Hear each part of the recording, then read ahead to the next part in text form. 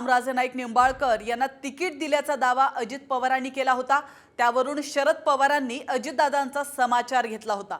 पक्षाचा अध्यक्ष मी तिकीट देण्याचा मला अधिकार, त्यामुळे कुणी हे केलं ते केलं सांगू नये अशा शब्दात शरद पवारांनी अजितदादांचा समाचार घेतला होता। त्यावर आता अजितदादांनी हे प्रत्युत्तर दिलंय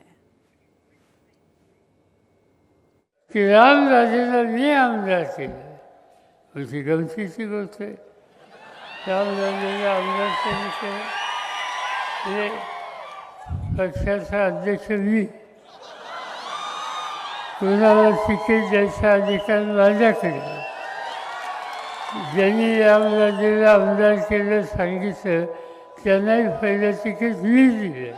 पहिल्यांदा आमदार झाले ते अपक्ष स्वतःच्या कर्तृत्वानं कोणाच्याही मदतीशिवाय त्याबद्दल ते झाले की मी पक्षाचा अध्यक्ष असताना हा कसा आमदार करेल, मग उद्या म्हणेल की बारामतीचा पण आमदार मीच केला। मी कसं आयुष्यात म्हणणार नाही, मी इतका वेडा नाही आहे।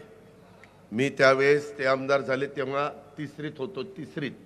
आता तिसरीतलं कार्ट कसं काय आमदार करेल? साधं गणित आहे ना। त्यामध्ये जर साहेब तसं म्हणत होते, साहेबांनी त्यांना आमदार केलं, तर साहेबांच्या सभेत श्रीमंत खुर्चीवर का बसले नाही?